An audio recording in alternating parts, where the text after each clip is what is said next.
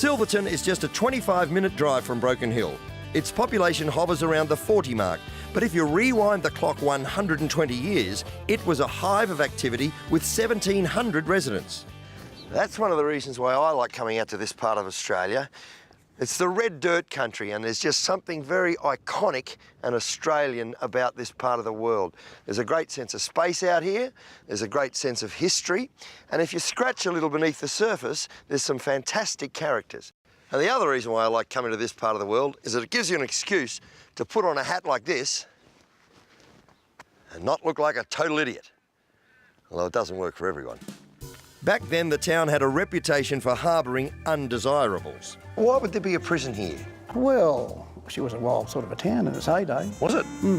A heap of hotels and breweries and stuff. A bit of a lot of drunkenness. You read the old newspapers, and half the newspaper would be taken up with the court cases for drunk and disorderly. Ray Denton is the caretaker at the Silverton Gaol Museum, which houses an unbelievable collection of memorabilia inside the original lockup, which housed drunks, thieves and prostitutes.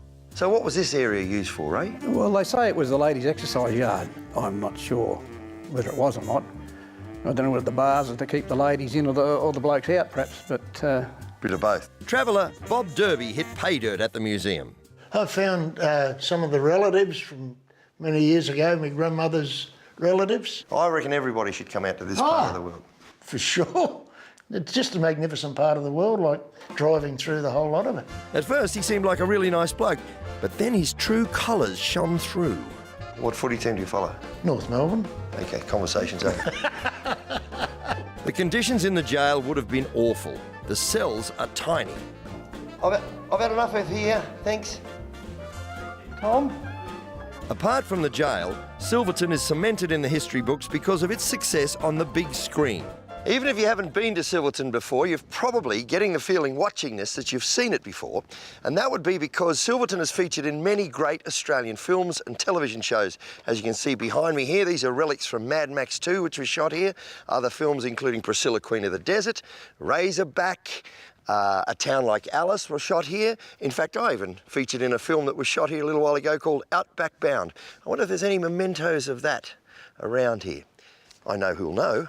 The bloke who owns the pub.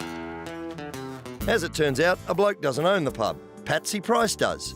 She grew up in the town and wouldn't move to the big smoke for all the tea in China. I just love it, and I hope all the tourists love it, and I hope it goes on forever. It's just a great little town. It's unique. You come here and it's just, as my young grandson says, it's calming. It's just a calming place. Patsy is the eyes and ears of Silverton and a walking history book. So let's test how good she really is. Because I've got a bit of history in the town as well. Yes, I was in a movie that was made here. Oh, really? Was that Mad Max? No, it wasn't Mad Max. No. Razorback? No, it wasn't Razorback. Town Like Alice? No, it wasn't A Town Like Alice. It was called Outback Bound. Oh. Do you remember it? No, haven't heard of that one. Good news is I found Outback Bound. They've got photos up here of all the movies that were made here, and Outback Bound has made it. And that is me right there. Well, it's the back of me, but that's me standing there with the director. And so there you go, I've made it onto the honour roll. Of course, the photos are all black and white. That was all they had back then.